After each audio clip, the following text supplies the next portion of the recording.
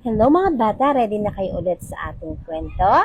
So ang kwento natin ngayon ay may pinamagatang Esther the Brave Queen. Hadassah was an orphan girl. She sat alone on the doorstep of her empty house because there were tears in her eyes. She could not see the blue of the sky, nor the green of the grass, nor the yellow gold of the flowers. Mordecai, Hadassah's cousin, came to her house. "Come, Hadassah," he said. "Come, live at my house." Hadassah gathered up her clothes and tied them into bundles. She was pleased to be going with cousin Mordecai to live with his family in the town of Shushan. Mordecai and Hadassah walked along the dusty road. Hadassah's sandals made small footprints in the dust. Mordecai's sandals made very large footprints. Now Hadassah could see the blue of the sky, the green of the grass, and the yellow gold of the flowers because no longer were there tears in her eyes. Mordecai worked for the king of Persia. Every day he sat in the gate of the king's palace and answered the question of the people who came asking for help.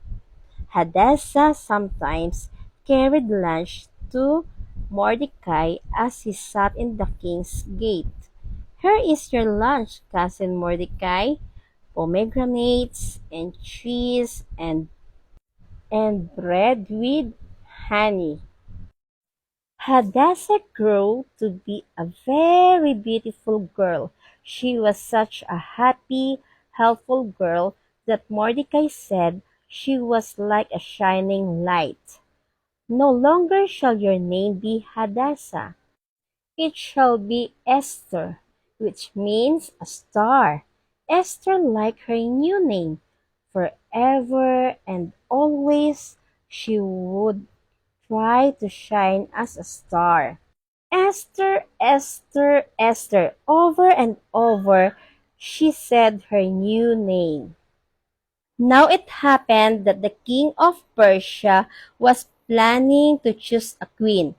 "Gather together all of the beautiful maidens in the land," said the king to his helpers, "that I may choose a queen from among them." Esther was one of the maidens called to the palace. Mordecai watched them as they came through the gate. He thought there was none so beautiful as Esther. Maiden after maiden was presented to the king. All of them were beautiful. But when the king saw Esther, the shining star, he said, "Esther shall be the queen." With his own hands, the king placed a crown on Esther's head, a golden crown with pearls. Queen Esther went to live in the queen's house in the palace gardens of the king. From her window, she could see cousin Mordecai as he sat in the king's gate. Esther read the king's list of the palace rules. There was one very strict rule.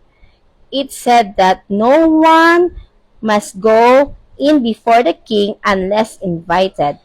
If anyone did go in without being invited, that person would be put to death unless the king held out the golden scepter to him. A terrible thing happened in the land of Persia, and the law was posted that on the certain day all of God's people would be killed. Mordecai sent a messenger to Queen Esther telling her, "You must go in before the king and ask the God's people be safe." I dare not go before the king unless I am invited," said Esther. "If the king should not held out the golden scepter to me, I would be put to death No, I cannot go before the king. Mordecai again sent a messenger to Esther saying, don't be afraid. Maybe God has let you be queen for such a time as this. Queen Esther replied, appoint 3 days of prayer, and then I will go in before the king and ask him to save God's people. If I perish, I perish. Esther and her maids prayed in the queen's house. Mordecai and his friends prayed in his house. All through the land of Persia, God's people prayed. Carefully, Queen Esther made herself ready to go in before the king. She used her sweetest smiling perfumes and put on her prettiest royal robes. Then she and her maids said a last prayer slowly. They walked down the long hall to the throne room of the king. The king heard someone coming. He scowled. Who would dare to come before him uninvited? Take that person away, he was about to say when he saw that it was lovely Queen Esther who had come to see him. The king smiled at her and held out the golden scepter. Esther came near and touched the scepter. What is thy request, Queen Esther? Asked the king. It shall be given thee, even half of the kingdom. Esther invited the king to come to her house to a special dinner. At the dinner, she would ask the king to save God's people.